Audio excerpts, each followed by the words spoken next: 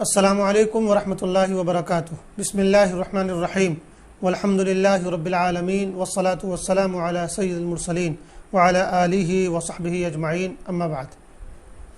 آج ہماری گفتگو ہے حدیث سے متعلق، حجت حدیث سے متعلق دوسرا شبہ اور اس کا جواب۔ پہلے ایپیسوڈ میں ہم نے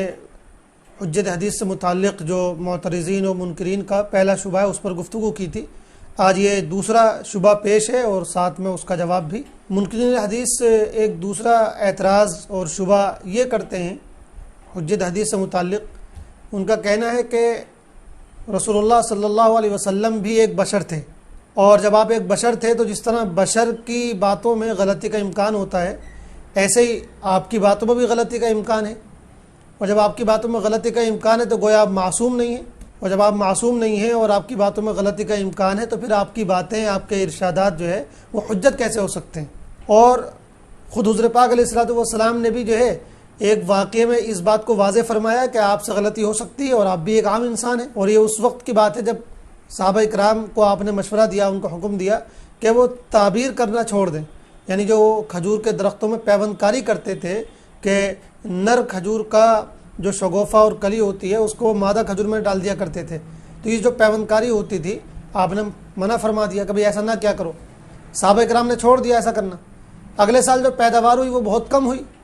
تو صحابہ نے آپ سے شکایت کی، تو حضور پاک نے فرمایا کہ انتم ادرا بامور دنیاکم، انتم ادرا بامور دنیاکم،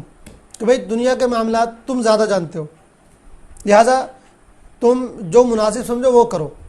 تو یہ بات آپ کی اور یہ حدیث صاف دلیل ہے اس بات کی کہ نبی پاک علیہ الصلوۃ والسلام سے بھی غلطی ہو سکتی ہے، جیسا کہ اس واقعے میں غلطی ہوئی۔ اور جب ایک مرتبہ غلطی ثابت ہو گئی تو پھر اس کا مطلب یہ ہے کہ اور دوسری جگہوں پر بھی غلطی ہونے کا امکان ہو جاتا ہے، اور جب آپ سے غلطی ہونے کا امکان ہے تو پھر آپ کی بات حجت کیسے ہو سکتی ہیں۔ تو یہ ہے وہ شبہ جو لوگ پیش کرتے ہیں۔ اس شبہ کا خلاصہ یہ ہے کہ حضور پاک علیہ الصلوۃ والسلام بھی انسان تھے اور انسان سے غلطی ہو سکتی ہے، آپ سے بھی غلطی ہو سکتی ہے، لہٰذا پھر آپ معصوم نہیں ہیں، اور جب آپ معصوم نہیں ہیں تو پھر آپ کی باتیں، آپ کی حدیثیں حجت کیسے ہو سکتی ہیں۔ تو اس شبہ کو سمجھنے کے لیے اور اس کی حقیقت کو سمجھنے کے لیے پہلے تو ہم کو یہ سمجھنا چاہیے کہ معصوم ہونے کا مطلب کیا ہوتا ہے۔ تو معصوم ہونے کا مطلب یہ ہوتا ہے کہ نبیوں کا، رسولوں کا تمام طرح کے نقائص سے پاک ہونا اور عمدہ کمالات سے متصف ہونا۔ اور علامہ مناوی رحمۃ اللہ علیہ نے جو ہے اس کی تعریف اس طرح کی ہے کہ معصوم ہونے کا مطلب یہ ہوتا ہے کہ گناہوں پر قادر ہونے کے باوجود گناہوں سے بچنے کا ملکہ ان کے اندر ہوتا ہے، یہ مطلب ہے معصوم ہونے کا۔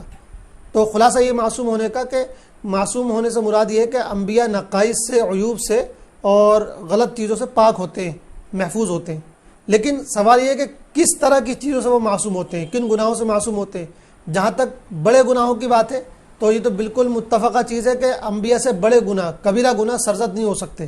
وہ تمام پوری امت کے نزدیک یہ چیز متفق علیہ ہے کہ انبیاء سے کبیرہ گناہ نہیں ہو سکتے۔ جہاں تک صغیرہ گناہوں کی بات ہے تو اس میں بھی درست بات یہ ہے کہ صغیرہ اور چھوٹے گناہ بھی انبیاء جان بوجھ کے نہیں کر سکتے، عمدن ان سے صغیرہ گناہوں کا بھی ارتکاب نہیں ہو سکتا ہے۔ لیکن جہاں تک صغیرہ گناہوں کے بھول جانے سے یا غلطی کی وجہ سے ارتکاب ہونے کی بات ہے کہ بھول کر یا غلطی سے صغیرہ گناہ ان سے ہو سکتے ہیں، سرزد یا نہیں ہو سکتے ہیں، تو اس میں درست بات یہ ہے کہ کبھی کبھی ایسا ہو جاتا ہے۔ اگرچہ اس معاملے میں علماء کا اختلاف ہے، لیکن زیادہ بہتر بات یہ ہے کہ صغیرہ گناہ انبیاء سے کبھی کبھی غلطی سے یا بھول چوک سے ہو جاتے ہیں، لیکن غلطی ہونے کے بعد بھی وہ اس پہ باقی نہیں رہتے ہیں، برقرار نہیں رہتے ہیں۔ اللہ تعالیٰ کی طرف سے ان کو متنبہ کر دیا جاتا ہے اور وہ اس غلطی سے رجوع کر لیتے ہیں۔ اور غلطی کا ہونا بھول چوک سے، وہ بھی چھوٹی غلطی، صغیرہ گناہ کا ہونا، یہ کوئی کمال کے منافی نہیں ہے، یہ کوئی عصمت کے، معصوم ہونے کے منافی نہیں ہے۔ معصوم ہونے کے منافی یہ چیز تب ہوتی جب انبیاء غلطی پر ہوتے اور غلطی پر باقی رہتے۔ حالانکہ انبیاء سے اگر چھوٹی موٹی بھول چوک سے غلطی ہو بھی جاتی ہے تو اللہ تعالیٰ کی طرف سے ان کو متنبہ کر دیا جاتا ہے اور وہ اپنی غلطی کو درست کر لیتے ہیں۔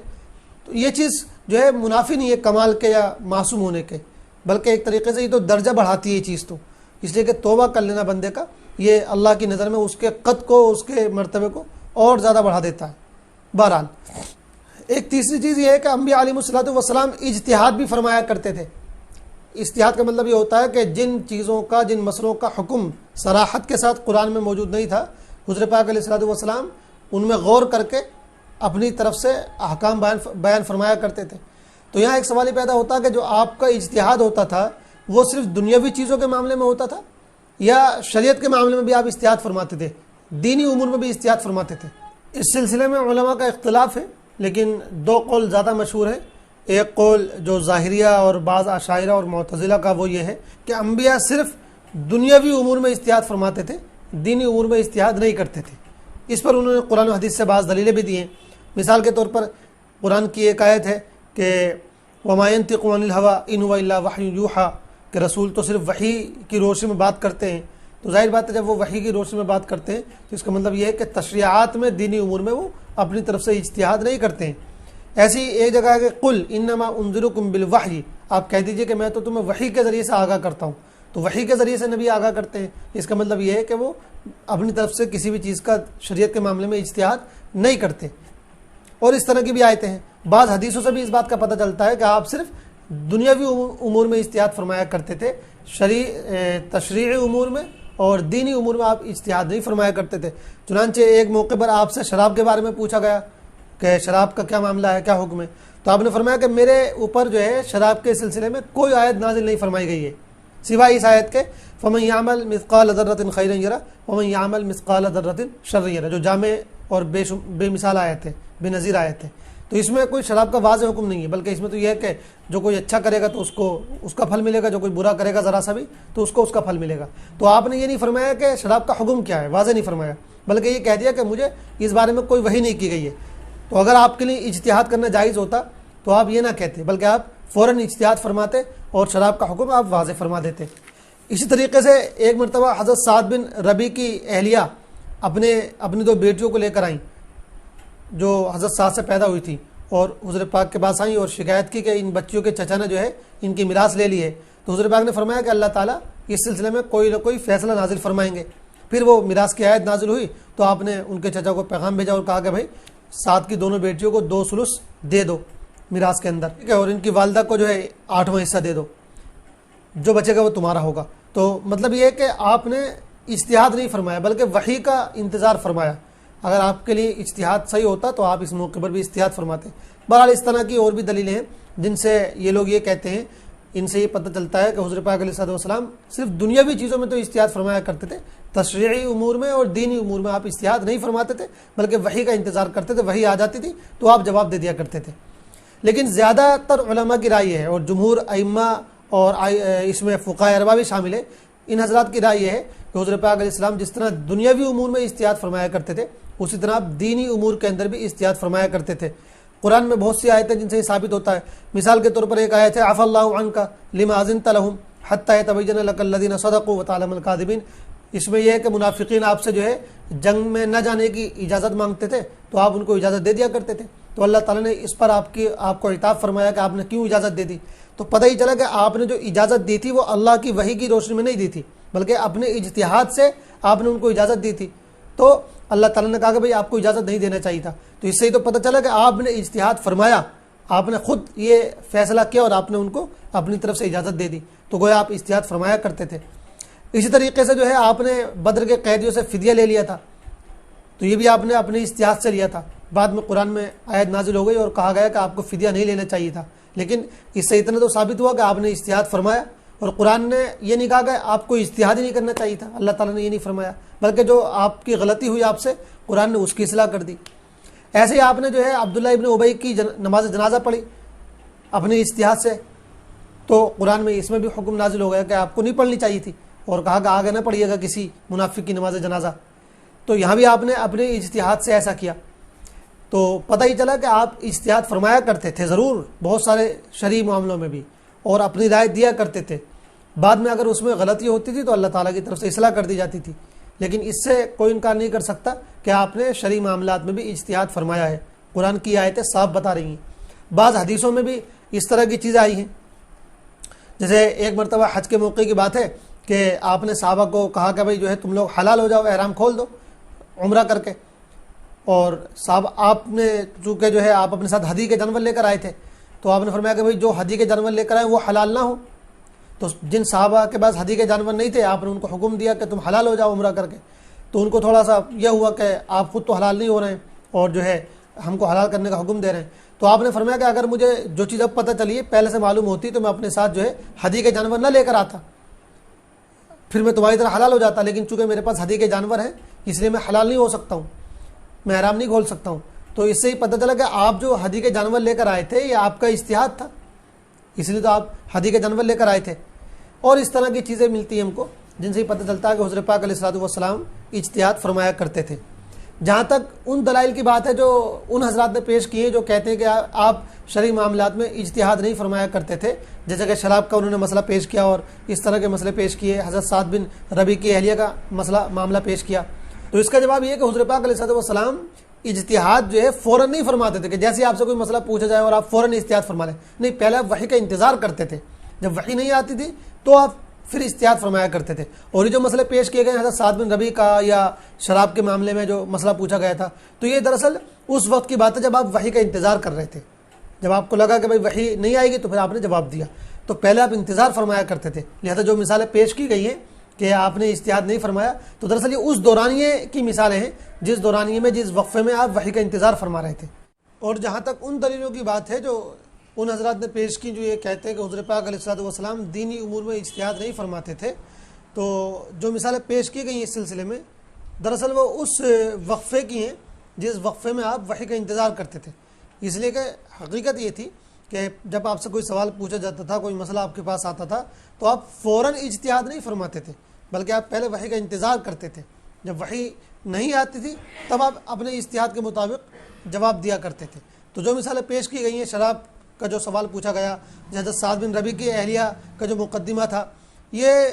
اس موقع پر جو آپ نے اجتہاد نہیں فرمایا تو دراصل آپ اس وقت وحی کا انتظار کر رہے تھے اور آپ کو امید تھی کہ وحی نازل ہوگی اس سلسلے میں. چنانچہ وحی نازل ہوئی اور آپ نے جواب دیا. اس سے یہ بالکل ثابت نہیں ہوتا ہے کہ آپ دینی امور میں اجتہاد فرماتے ہی نہ تھے, بلکہ جیسے کہ پیچھے گزرا بہت سارے واقعات اور بہت ساری احادیث یہ بتاتی ہیں کہ آپ اجتہاد فرمایا کرتے تھے.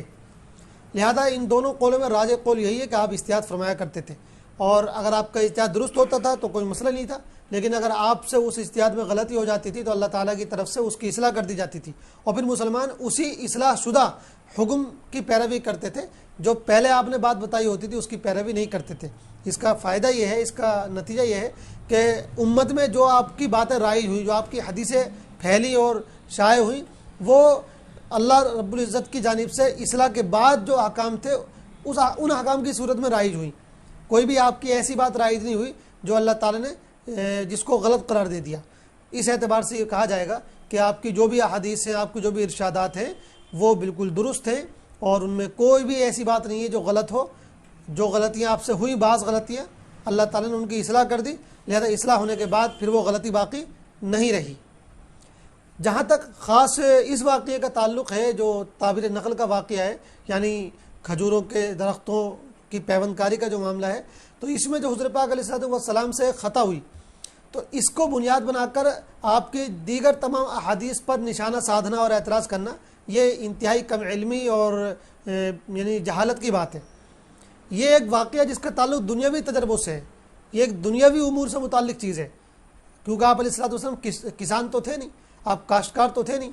کاشتکاری کا آپ کو بہت زیادہ تجربہ تو تھا نہیں, تو آپ نے صحابہ کو ایک مشورہ دے دیا, وہ بھی حکم نہیں تھا, مشورہ تھا کہ بھائی تم ایسا کر کے دیکھو. جب انہوں نے دیکھا اور اس کا نقصان ہوا تو آپ نے فرمایا کہ بھئی ایسا مت کیا کرو, یہ دنیا کا معاملہ ہے, تم زیادہ بہتر سمجھتے ہو کہ کون سا کام دنیاوی چیزوں میں جو ہے زیادہ بہتر ہے اور کون سا اچھا ہے, کون سا برا ہے. تو اس سے یہ کہاں ثابت ہوتا ہے کہ آپ کی تمام احادیث میں غلطی ہو سکتی ہے. وہ تو ایک دنیاوی چیز تھی, دنیاوی معاملہ تھا, اور دنیاوی چیزوں کے تعلق سے حضرت پاک علیہ الصلوۃ والسلام جو بالکل عام انسانوں کی طرح تھے. آپ کو کچھ اپنے ذاتی تجربات تھے آپ کے, تو ہو سکتا ہے وہ صحیح بھی ہوں اور ہو سکتا ہے وہ غلط بھی ہوں. آپ اپنے ذاتی تجربے کی بنیاد پر کسی چیز کو ہو سکتا ہے بہتر سمجھ رہے ہوں جبکہ وہ زیادہ بہتر نہ ہو. تو اس ایک واقعے کو بنیاد بنا کر جس کا تعلق صرف دنیاوی چیزوں سے ہے, دنیاوی تجربوں سے ہے, اس بات پر دلیل قائم کرنا کہ آپ کی احادیث کا اعتبار نہیں رہا, چونکہ آپ سے غلطی ہو سکتی ہے تو آپ کی احادیث میں بھی غلطی ہو سکتی ہے, یہ انتہائی کم علمی کی بات ہے. جیسا کہ پیچھے گزرا کہ حضرت پاک علیہ السلام کی وہ تمام احادیث جن کا تعلق شریعت سے ہے, اس میں جو آپ نے اجتہاد فرمایا تو یا تو وہ بالکل درست بیٹھا تو کوئی مسئلہ ہی نہیں ہے, اور اگر کبھی وہ غلط ہو بھی گیا تو اللہ تعالیٰ کی طرف سے اس کی اصلاح کر دی گئی اور آپ کو درست بات بتا دی گئی. لہذا اس کے بعد پھر ان احادیث میں غلطیوں کے باقی رہنے کا کوئی امکان نہیں ہے. آپ علیہ الصلوۃ والسلام شریعت کے معاملے میں بالکل معصوم ہیں، بالکل معصوم ہیں اور محفوظ ہیں۔ آپ نے جو بھی باتیں ارشاد فرمائی ہے وہ بالکل درست ہیں، ان میں کسی میں کوئی بھی غلطی نہیں ہے، اور اللہ تعالیٰ کی طرف سے آپ پر وحی نازل ہوتی تھی اگر کبھی غلطی ہو جاتی تھی۔ لہذا خلاصہ یہ ہے کہ حضور پاک علیہ الصلوۃ والسلام کی جو بھی احادیث ہیں ان میں کسی طرح کی غلطی کا کوئی امکان نہیں ہے۔ وہ جو ایک واقعہ ہوا تھا اس کا تعلق دنیاوی تجربے سے تھا، اس کو بنیاد بنا کر احادیث کے بارے میں یہ دعویٰ کرنا کہ ان میں بھی غلطی ہو سکتی ہے، یہ انتہائی جو ہے ناواقف ہونے کی اور کم علم ہونے کی دلیل ہے۔ اللہ تعالیٰ ہم سب کو صحیح سمجھنا